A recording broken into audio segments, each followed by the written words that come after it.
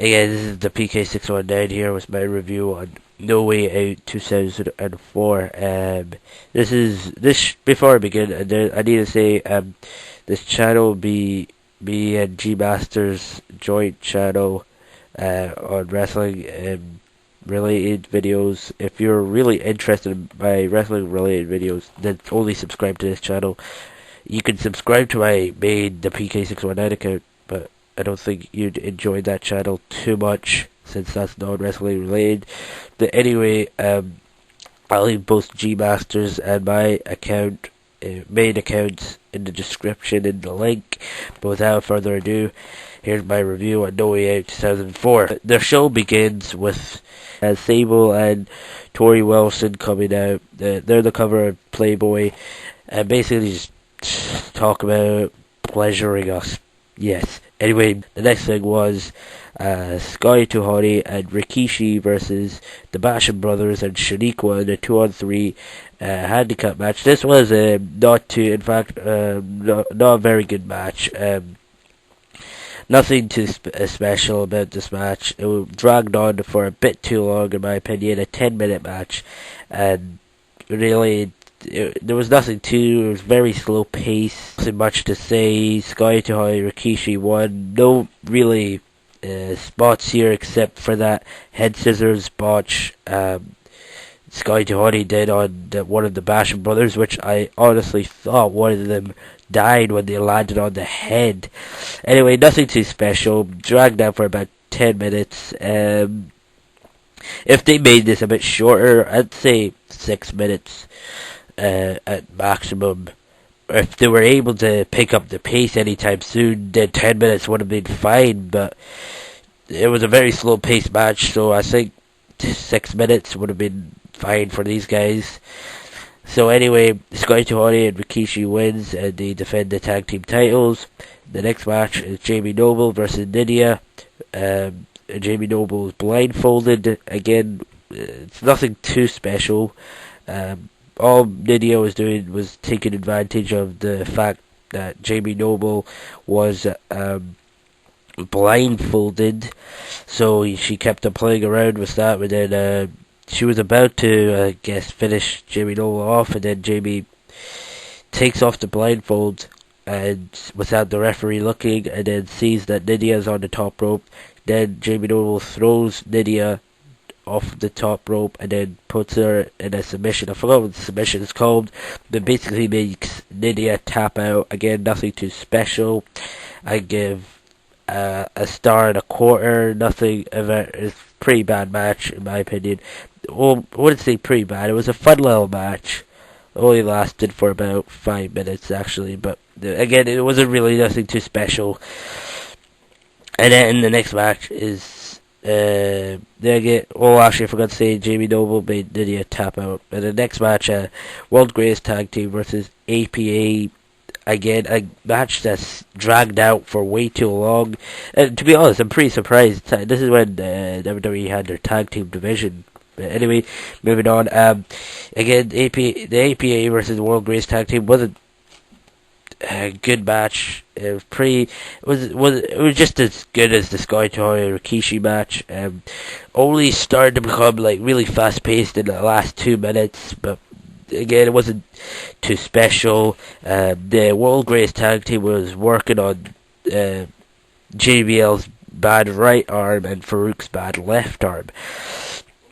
They were able to pick up the win with Shelton Benjamin's super kick. Again, nothing too special, but 2 stars like the Scotty and Rikishi match.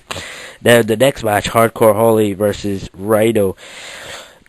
Now, this was a big upset in my opinion. I was expecting something a lot better. It was pretty good towards the end, but the fact that Hardcore Holly had a very good match with Kurt Angle was a couple of weeks before this, and I was expecting this to be just as good, but it was not that good at all, though. And I was very disappointed with this match. I thought expect quite a lot from Hardcore Holly and Rhyno, but they picked up the pace towards the end, though, I'd say, and they both hit their finishers, which is pretty cool. Hardcore Holly was able to pick up the win with the Alabama Slam. Rhyno hit the gore, but Hardcore Holly went flying out the ring.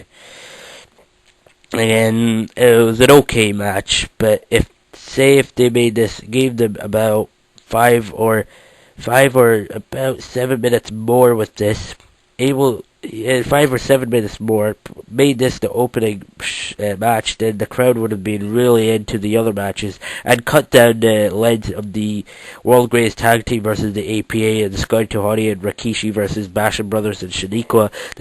This would have been a really good opener. Anyway, moving on. Here's the second match of the night, and a match that I feel very underrated.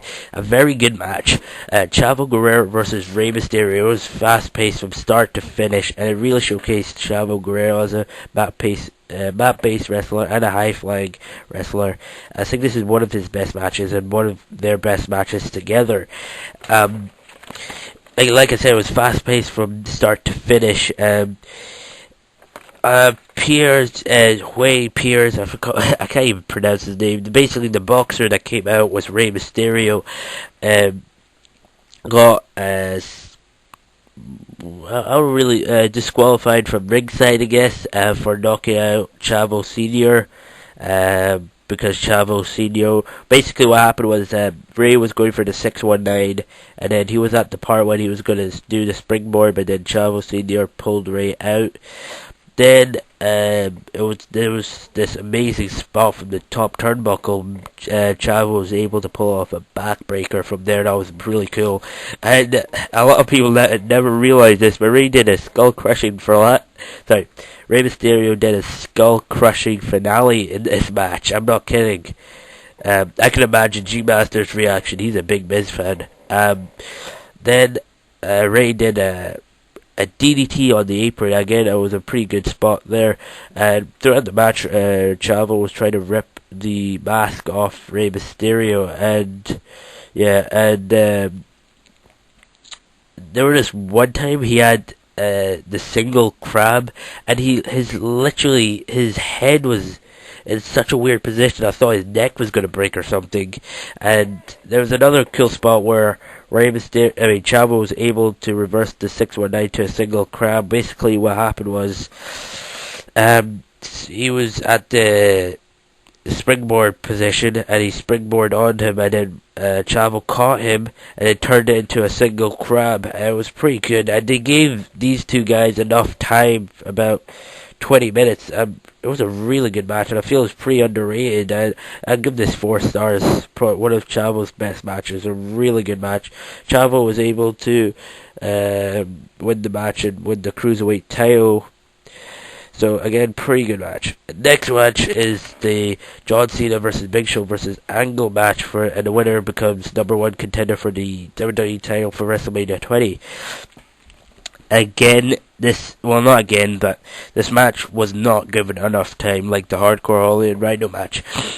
It was only given 10 minutes, and personally, if it was given up way more, then would have been a lot better. But it was pretty fast paced from start to finish. It just wasn't enough time.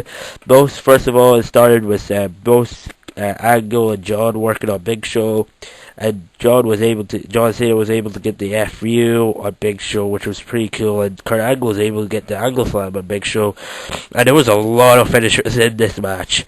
Like I said, it was fast paced from start to finish, but Angle was able to get the win on John Cena by making him tap out with the Angle Slam. I mean, not Angle Slam, Ankle Lock.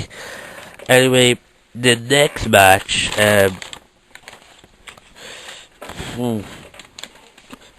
Brock Lesnar versus Eddie Guerrero. Keep in mind, I didn't hear what happened. I didn't see this, but Goldberg was supposed to be sitting by ringside in the fan stadium part, but apparently he was arrested earlier. And basically, I was watching this in Mega Video, and then my time limit hit, and then I missed the part where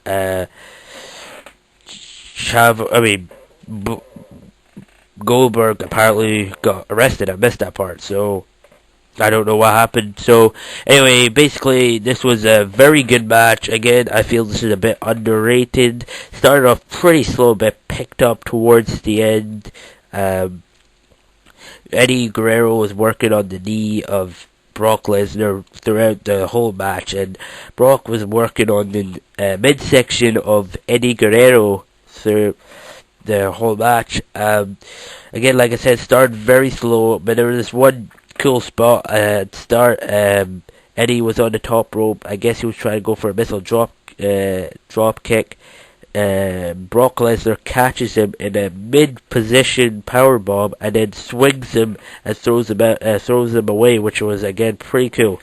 And the jumping high knee, Brock Lesnar resulted him to fall out the ring. It was again a very cool spot there. And again, there was another cool spot where Eddie Guerrero reverses a ground and pound into an STF. That was, again, wasn't really a ground and pound. It was a standing up version of the ground and pound. It was slapping him about and then reverses it into an STF. And what I liked about this, there was a lot of submissions in this match. A lot of people wouldn't really like that much. Some people might want it to be a bit more fast paced than that, but it didn't really bother me. It was still pretty good, exciting. The reversed, what was it? Backbreaker into a running head scissors, which was again really good. Brock Lesnar him towards the rope. He was going to pick him up for a backbreaker, but reversed into a running head scissors. Again, very good, cool. And then Brock Lesnar's F5 hits the referee out the way, and then he went for the pin, but the referee wasn't there to count it. Again, it was picking up the attention here again, the fans all into the match. And then, what happened again? Eddie Guerrero, Brock Lesnar, Goldberg came interfered in the match and then speared Brock Lesnar. And then, crap. Yeah, then Eddie went for the pin, and Brock kicked out, and then it started getting even more fast paced. Then probably one of the cool spots in this whole pay-per-view, Brock Lesnar going for the F5, and then Eddie reversed it into a DDT. Brock's head landing on the title, WWE title, and then goes for the frog splash and goes for the pin. 1, 2, 3. Eddie wins the WWE title, and this was his first world title. Sorry, he's won. So yeah, it was a pretty good pay-per-view for the last 4 matches, or at least the last 3 matches were pretty good. So there was nothing too extremely bad in this match, but the Guerrero and Brock was a pretty good match, and the Chavo Guerrero and Rey Mysterio match was pretty good. So it was a Guerrero's night. I mean, they both won their titles. So again, this is a very good pay-per-view, I guess. So anyway, I would suggest watching this pay-per-view. Right now, I'm probably thinking it would get a 7.5 or 7.25 out of 10. It was really good. It got me really hyped up for Wrestlemania 20 as well. So if you're looking for any pay-per-views throughout 2004, again, this is one of the only SmackDown pay-per-views which I liked. Actually, to be honest, the only SmackDown pay-per-view in 2004 I've really seen is this one, but again, it was pretty good. I hear a lot of bad things about SmackDown pay-per-views, so anyway, it was pretty well done. So this is the PK619 signing out, and Wrestling Paradise 12 signing out.